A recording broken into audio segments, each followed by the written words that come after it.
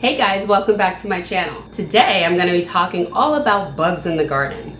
Now as a new gardener, oftentimes people are curious about, oh my gosh, should this bug be in my garden? Do I need to kill it with fire? Do I need to clip it? I'm going to give a list of the top 5 of the good, the bad, the ugly. 5 of the bad bugs and 5 of the good bugs. And the ugly kind of goes in between. These are bugs that you're going to see in your garden on any given day. I don't want to scare you away because some of them are pretty hideous, but there are some good ones that are actually very beneficial in our garden. So stay tuned and check out my countdown. Starting off with the bad bugs. Number 5, spider mites. Spider mites are so small that you need a magnifying glass to see them clearly. To the naked eye, they look like little teeny moving dots in a spider web. You can see that right here in this video. These little guys are just kind of moving around, all in the spider web, just devouring my poor little strawberries. Now your dog or cat may have spider mites on them, and I do have 2 dogs, so it's plausible that that's where they came from, but the most common source of spider mites is actually live plants. So think about that whenever you're introducing new plants into your home. It's always a good idea to quarantine them for a couple of weeks.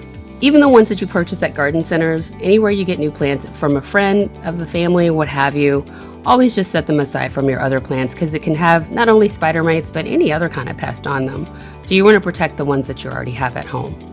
Spider mites can be found on the simplest garden vegetables that you grow, like tomatoes, eggplants, or in my case, strawberries. Now the damage that you'll notice on the plants will be, as you can see, spider webs, and holes in the plant leaves. Now this guy, I got them before they really started digging their teeth in and poking those holes, but you can see little brown specks where obviously damage has been done, but the most obvious sign of spider mites is the web.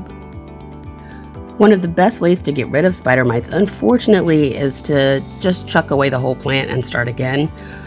I'm a little stubborn, so I decided not to get rid of my strawberry plant that I grew from bare roots, and I worked so hard on them. So I decided to clip them. I clipped the damaged leaves, and then I did a mixture of my neem oil and the Dr. Bonner salicylic soap. And I'll talk a little bit more about different agents that you can use to get insects off of your plants. Coming in at number 4, we have the Japanese beetle. The adults are this really cool metallic bluish green color. And now these guys feed on about 300 different types of plants, and they devour the leaves and flowers and overripe fruit. Now, although these guys are native to Japan, they are considered an invasive species in North America. Now, you're not always going to see these pests as they're out there. Sometimes they'll hide under the leaves, they'll hide in the dirt or where have you, and you'll come out and you'll see that you have holes in your leaves, or you'll have bitten fruit and vegetables, and you don't always know what pest it is. Well, these guys leave a telltale sign of like these skeletonized leaves, where they just eat your leaves down to nothing but a skeleton. At number 3, we have the cabbage worm. Now, these guys come from the cabbage white butterfly, and they're native to Europe and Asia, but they are also common throughout the United States. Cabbage worms are green caterpillars, actually. Some have a few faint yellow stripes, and they're not to be confused with cabbage loafers. And unlike cabbage worms, cabbage loafers raise and lower their bodies as they move across your plants. Now this is what the damage looks like. Again, these guys are very hard to find, and you may not be able to find them even in this picture here that I have. There's one at the top left and one kind of in the right middle. Now this is a cabbage that I have here. The telltale signs you'll see with these guys is like you'll see the holes, and then oftentimes you will definitely see like these little black dots or like greenish, dark green little dots that are down sitting at the bottom of the well of the cabbage. And you guessed it, that's poop. You know, this, believe it or not, is actually very salvageable. You just kind of pick off the dead leaves or the damaged leaves, and you rinse it off, and then you just kind of let them keep growing. These guys are pretty easy to manage and to control. You can hand pick them very easily and just kind of, you can either keep them in a box and let them continue to grow if you have kids and watch the circle of life happen, or you can kind of just chuck them. Number 2, aphids. Oh my gosh, I cannot stand these guys. I find them on every single thing that I grow. I swear to goodness.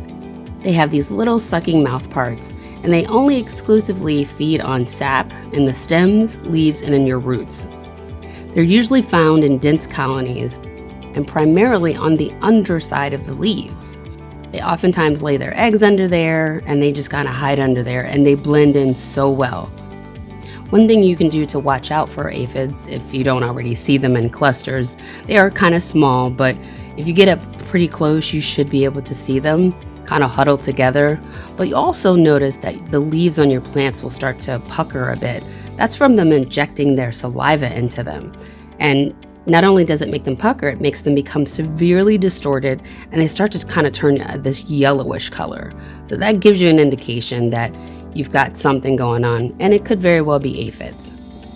And last but not least, number 1, the hornworm. Now, like the cabbage worm, the tomato and tobacco hornworms are misnomers. These guys are actually caterpillars.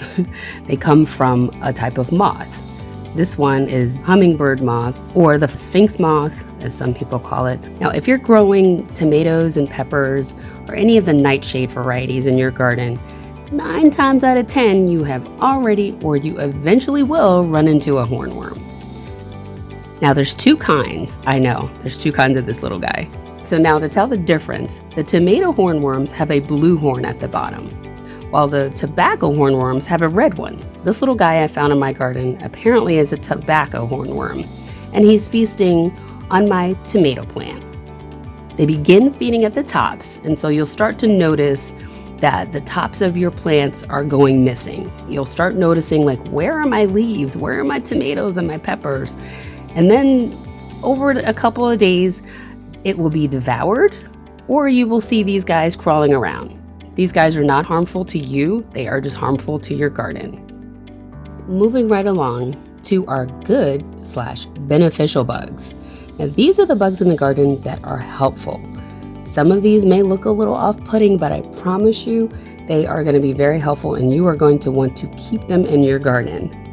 So we'll start off with number 5, ladybugs or lady beetles. As cute as they are, they're considered predators in the garden. And as I'm talking, I'm sure you're looking at this picture like, what the heck is she showing me? That is not a ladybug. It actually is. This is the larva of a ladybug. They look like these prehistoric alligator-looking type insects or creatures or what have you. But this indeed is what ladybugs start out looking like. A single ladybug can eat as many as 5,000 aphids in a lifetime. So remember those guys I was talking about earlier, the bad bugs? These ladybugs are what you want in your garden. A quick note on that, as I say that you want them in your garden, I oftentimes hear people saying, oh, I'm gonna go buy ladybugs and bring them in my garden.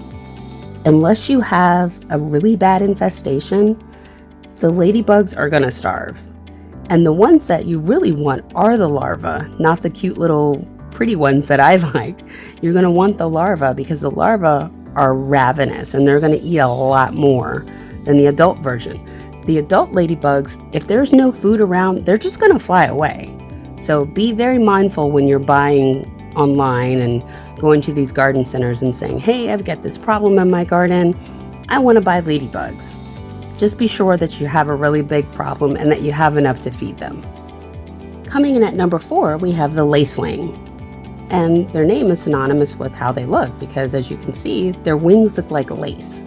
Now, the adult variety of the lacewing only feeds on nectar, pollen, and honeydew. As we discussed with the ladybug, you're going to want to focus more on the lacewing's larvae. And they act as predators as well. They eat soft-bodied insects, aphids, mealybugs, thrips, whiteflies, etc. These guys are awesome in your garden. Coming in at number 3, we have the parasitoid wasp. Now, I went back and forth with this guy on whether I should make it number 1 or not, because this guy is just really hardcore. So there are many different types of species of parasitoid wasps. They're often very, very small, maybe about the size of a grain of pepper, or up to as much as maybe a half of an inch long. They're very hard to see. And again, as with the lacewings, the adults feed on the pollen and nectar and honeydew. Now, where they are super beneficial is what they do with their eggs. And it's really crazy. And this is what kind of got me like, should I make this number one or not? Because these guys are like hardcore. What they do is they lay their eggs in the bodies of the host. So for instance, this guy here you're looking at is our number one from the bad bugs, a hornworm. The wasp lays their eggs in this guy's body. The eggs hatch and they just go to town eating. They use it as their food source. And that's just crazy to me. This is just, it's the circle of life happening right here. So the one thing that you want to do is if you see the hornworm by itself in your garden, you want to discard it. But if you see it with these white little eggs on it, leave it there. As much as your skin wants to crawl, leave it there because it's going to get devoured sooner or later. Coming in at number 2, worms. Okay, these are not bugs or insects by any stretch. Believe it or not, they're part of the animal family, but I chose them as a beneficial bug. It is so beneficial in the garden. They excrete nutrient-rich droppings or worm castings, aka poop. And believe it or not, it helps to increase the permeability in your soil. Another way that they're really beneficial is to use them as composters. I buy the red wigglers and I create my own little compost bin.